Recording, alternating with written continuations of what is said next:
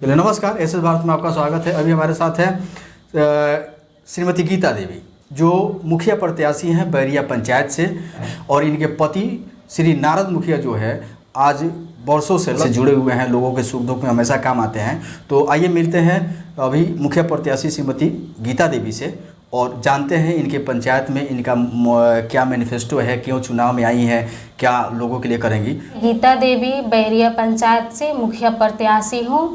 सभी पंचायत वासियों को हाथ जोड़ प्रणाम करती हूँ। आप मुझे अपना आशीर्वाद दें। आप गीता देवी जो है आप अपने बारे में बता रही थी, तो आइए जानते हैं कि इनके पति जो है इस चुनाव में प्रत्याशी नहीं है, ये स्वयं गीता देवी हैं, जबकि ये जनरल सीट है, कोई भी लड़ सकता है, महिला पुरुष कुछ भी लड़ सकते हैं। तो गीता देवी, आपके पति जो है इस चुनाव में नहीं है, आप महिला प्रत्याशी के रूप में हैं, क्या कारण है? आते हैं सुख दुख में लोगों के काम आते हैं। मैं चाहती हूँ आगे बढ़कर औरत सबको आगे लाऊं, विकास के काम करूं। जो अंधकार में है औरत घरेलू, उनको आगे पढ़ाई बिनाई सिलाई के लिए रोजगार दूं और आगे बढ़ाऊं। अभी हमारे साथ हैं नारद जी, इनके पति जो हैं श्री नारद मुखिया जी अभी हैं हमारे साथ। तो आइए मिलते हैं। नारद जी, आपका स्वागत है मेरे चैनल में। नमस्कार, स्वागत है। तो हाँ, आप इस चुनाव में आपकी पत्नी प्रत्याशी है, तो मैंने इनसे पूछा कि चलिए महिलाओं को आगे बढ़ाने के लिए उन्होंने क्या किया, कि बोल रही है कि मैंने प्रत्याशी के रूप में हूँ। तो क्या रीज़न है कि ये हैं आप नहीं हैं?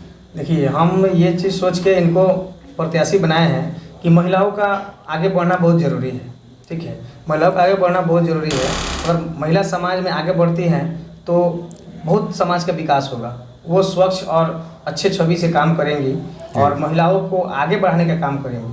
जैसे पुरुष तो हैं आगे बढ़ रहे हैं, लेकिन पुरुष के साथ साथ महिलाओं को भी आगे बढ़ना है। महिलाओं को भी आगे बढ़ाना बहुत ज़रूरी है। अच्छा, ये जो है आप अभी कैंपेन शुरू हो चुका है। हाँ, तो आप इनके साथ घूमिएगा फील्ड में? हाँ, साथ में घूमेंगे हम। तो मैं ये चाहूँगा, पहले आपसे ये पूछूंगा, आप तो पंचायत घूम रहे हैं। हाँ, घूम रहे हैं। तो आपके पंचायत में पिछले विगत 5 सालों में जो काम हुआ है वो किस लेवल तक हुआ है? देखिए, पिछले विगत 5 वर्षों में जो काम हुआ है उससे जनता संतुष्ट नहीं है। ठीक है, रहा बात तो यहाँ पे काम हुआ नहीं है, सिर्फ दिखावा हुआ है। मेरे बैरिया पंचायत में सिर्फ दिखावा हुआ है।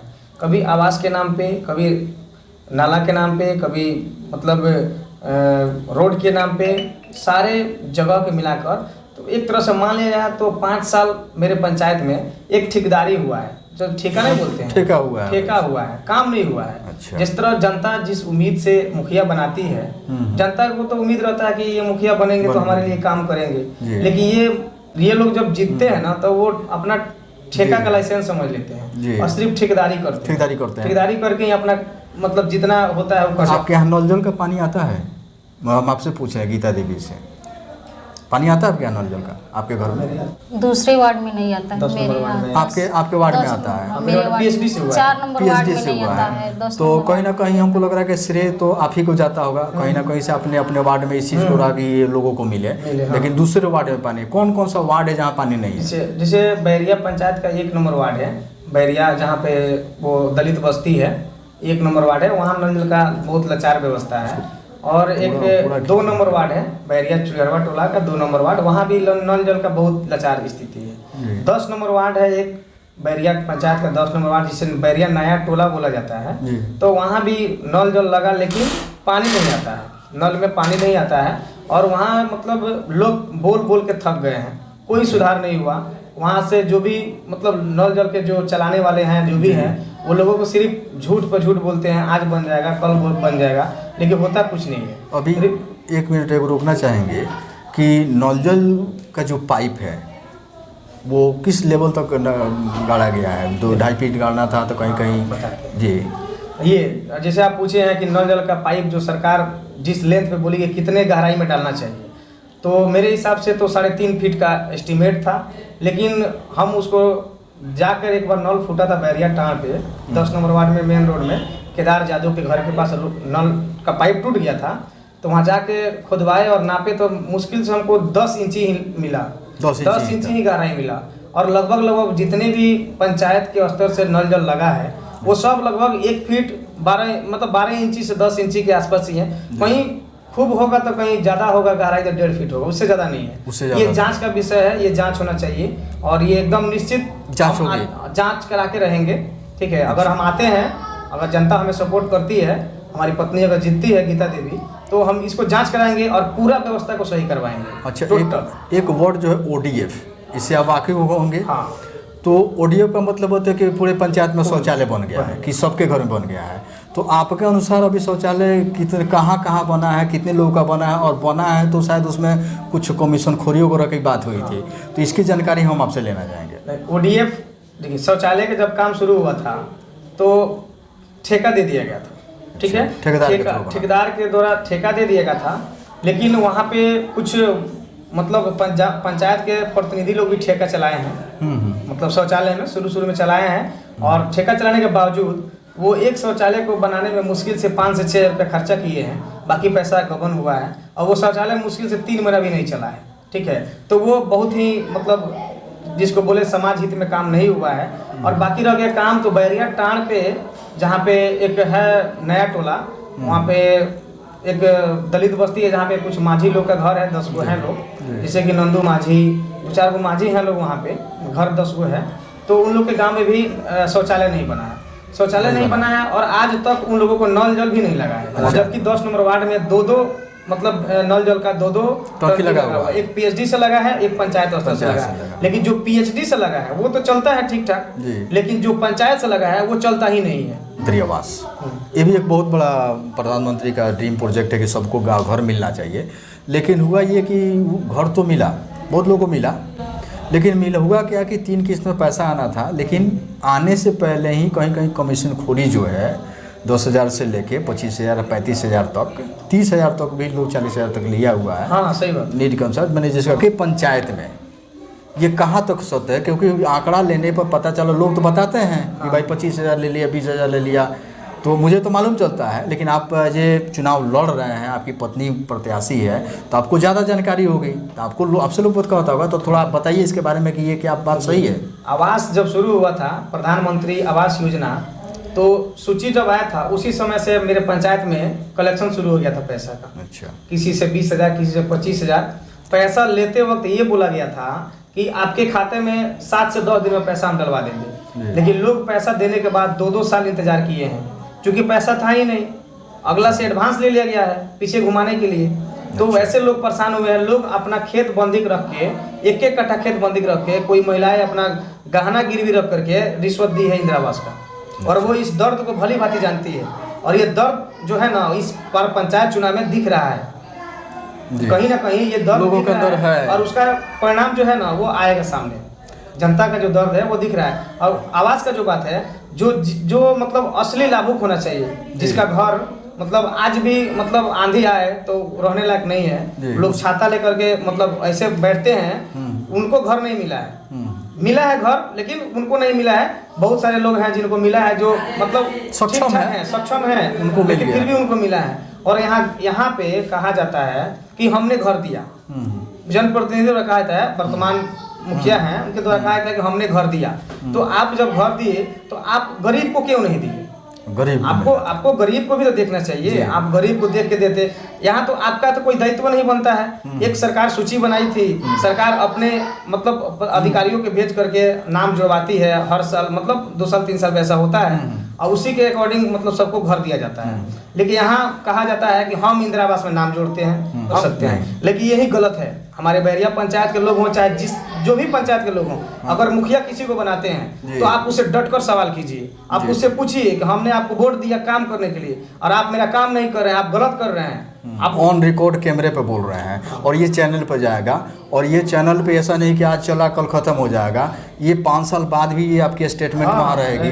तो आपके पंचायत में जितने वोटर्स हैं, जनता है, लोग हैं, जिन्होंने आपको वोट देने का मन बना लिया है कि इस बार मुखिया हमारा जो होगा वो नारद मुखिया के पत्नी जो है गीता देवी होंगी, अगर मन बना लिया, अगर ये जीत गई, ऑन रिकॉर्ड आप बोल रहे हैं, क्योंकि बहुत सारे लोग आते हैं वोट में आए, घूमे, मुंह से बोल दिया, जीत गए, तो कहाँ बोले थे? हम तो बोले ही नहीं थे। लेकिन आप यहाँ कैमरा पर बोल रहे हैं, आपको ये सारा चीज़ जो है ऑन रिकॉर्ड रहेगा, लोग आपसे जवाब मांगेंगे 2 साल बाद भी, 1 साल बाद भी, अगर जीतने के बाद, अगर जीत जाते हैं तो ऑन रिकॉर्ड आप कहें कि आप क्या करेंगे आप जीतने के बाद। कहना चाहेंगे, ज़्यादा नहीं बोलेंगे, लेकिन इतना कहना चाहेंगे कि जो भी गरीब का जो फंड है, चाहे वो शौचालय हो, चाहे वो इंदिरा आवास हो, चाहे वो राशन कार्ड हो, सबसे मेरा प्राथमिकता यही रहेगा कि ये तीनों रिश्वत मुक्त होगा।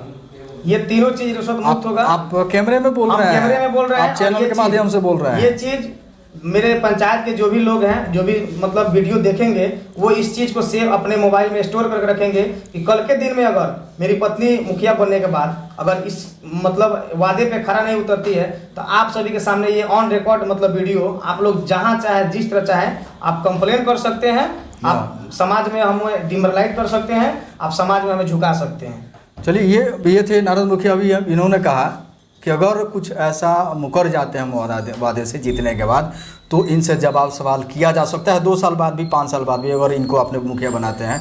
तो नारद जी, आपसे मैं ये कहूँगा कि आपकी पत्नी जो भी गीता देवी है, आप हैं, तो मेरे इस चैनल के माध्यम से उन लोगों से क्या अपील कीजिएगा आप?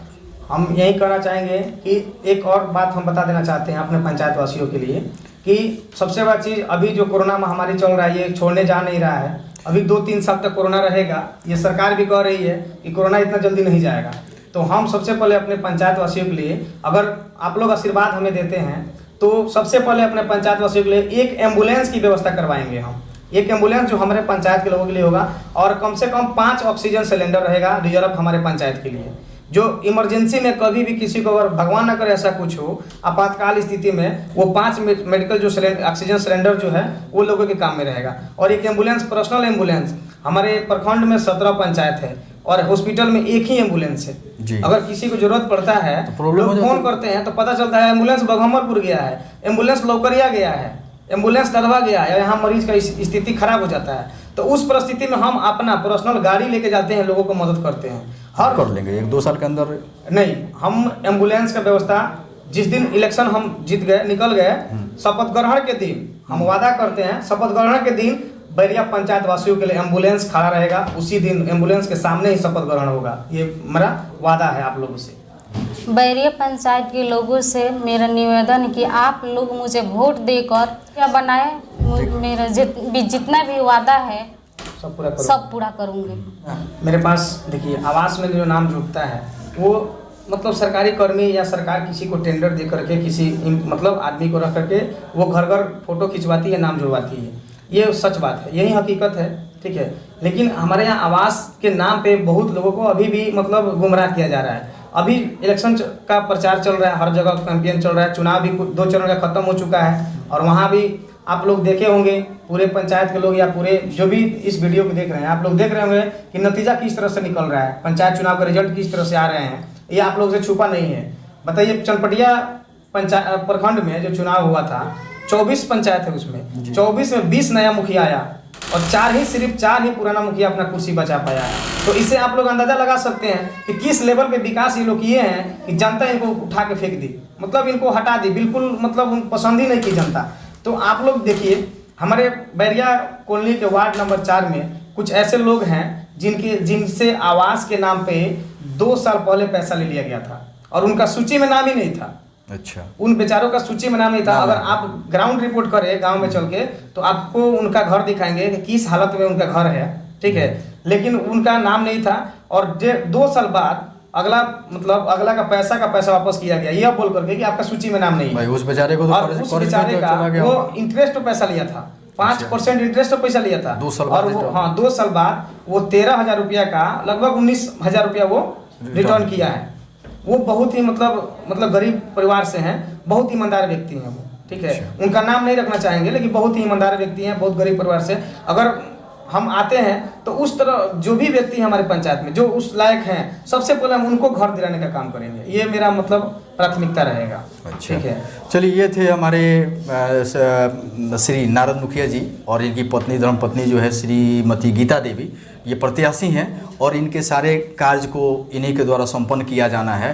तो मुझे लगता है कि बहुत ही कर्मठ जुझारू प्रत्याशी है ये, और इनके पति भी जुझारू हैं, कर्मठ हैं। तो एक बार जनता जो है बैरिया पंचायत के इस बात का अपने विवेक से निर्णय ले कि क्या करना है नहीं करना है। आप देखते रहिए मेरे SS भारत को। बहुत बहुत धन्यवाद।